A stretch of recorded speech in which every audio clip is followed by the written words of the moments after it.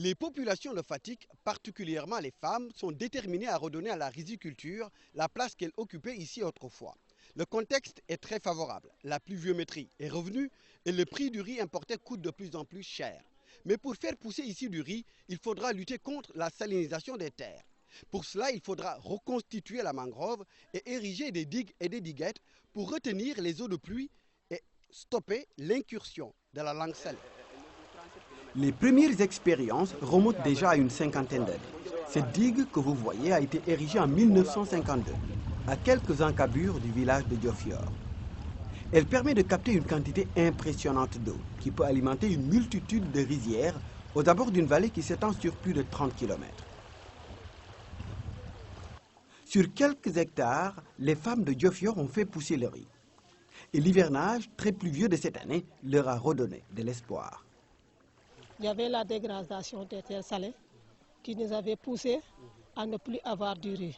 Maintenant qu'il y a les pluies, vous avez vu l'eau, comment ça était en train de couler. Maintenant, cette eau-là, il y a un barrage. Arrivé à ce barrage, l'eau ne part plus. Ça pourra permettre aussi que notre culture en riz pourra être bonne. À Djilor, grâce à une contribution du Fonds pour l'environnement mondial, les femmes ont réalisé une digue qui s'étend sur une longueur de 1400 mètres. La rizière, aujourd'hui inondée par l'eau des pluies, ne souffre plus des agressions de la marée. Pour cette année, les femmes avaient prévu d'emblaver 6 hectares et finalement, elles sont montées jusqu'à 20 hectares. Elles sont même en train d'expérimenter une mécanisation de la riziculture, ce qui à terme pourrait réduire considérablement le travail fastidieux de désherbage. En plus des digues, il faudra aussi s'efforcer de reconstituer la mangrove qui constitue une barrière naturelle qui empêchait les tannes de coloniser les rizières. À Joal par exemple, les populations sont mobilisées et veulent faire renaître la mangrove. Étant natif de Joal-Fadiouth, nous nous sommes rendus compte que la mangrove était dégradée à un degré tel que vraiment c'était désolant. C'était une situation désolante que nous avons constatée et nous nous sommes dit qu'il fallait faire quelque chose. Il fallait faire quelque chose parce que derrière nos maisons, nous avons un cimetière traditionnel des ancêtres qui jadis était fait en monticule. Autant, personne ne pouvait y accéder à cause de la mangrove. C'était touffu. On s'est dit que ce site-là, nous ne devons pas le laisser ainsi. C'est un site à protéger. C'est quelque chose qui nous est cher. Alors il nous faut faire quelque chose et on a pensé à reboiser. Nous avons pu bénéficier d'un financement qui nous a permis de nous former, de former les membres du groupement, les jeunes, pour pratiquer exactement le reboisement comme il se doit. Et vous pouvez le constater, actuellement, nos premières expériences sont là et je crois que c'est assez concluant quand même.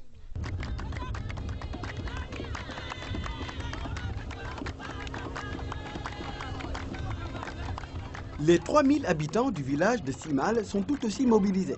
Hommes et femmes, jeunes et vieux, chacun met la main dans la vase pour planter les propagules, fruits de la mangrove. Ces propagules sont ramassées dans les ballons à des heures de pirogue d'ici. Un investissement humain qui se déroule toujours dans une ambiance de fête.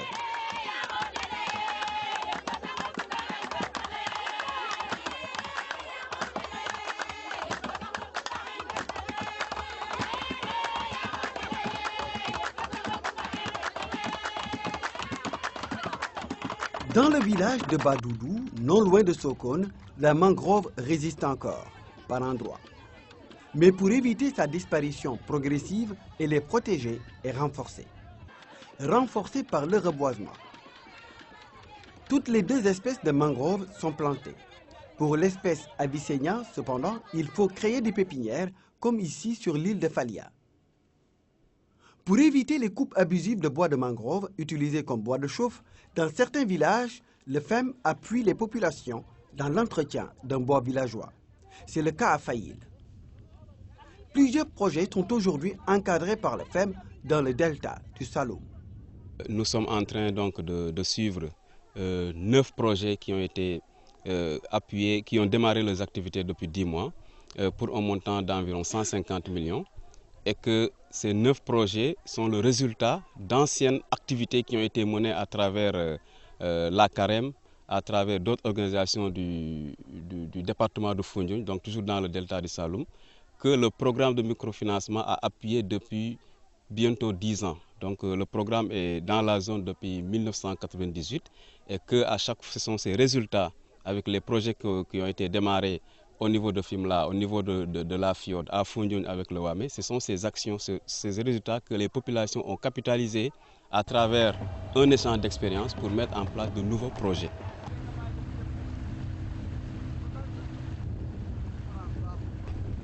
Pour éviter également une forte mortalité de la mangrove causée par la coupe des racines occasionnée par la récolte des huîtres, une nouvelle technique d'élevage d'huîtres a été introduite. Une technique en cours d'expérimentation sur l'île de Djirda. Les huîtres, récoltées au bout de 6 mois à partir de ces élevages, ont une taille commerciale beaucoup plus intéressante. Les populations organisées et mobilisées en sont convaincues. Avec plus de moyens, la mangrove peut être rapidement reconstituée. Si l'État mettait à notre disposition ces moyens nécessaires, parce que c'est vrai que le PMFM a investi des financements, mais c'est des microfinancements.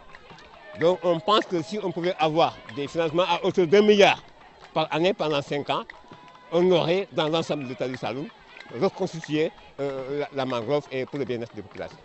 Avec les résultats positifs obtenus, le reboisement de la mangrove est en train de s'incruster dans les mentalités. En plus des effets bénéfiques invisibles, comme la réhabilitation des rizières que procure la reconstitution de la mangrove, les initiateurs du projet s'efforcent de démontrer aux populations qu'en protégeant la mangrove, elles peuvent mener des activités génératrices de revenus comme la production de miel et l'écotourisme.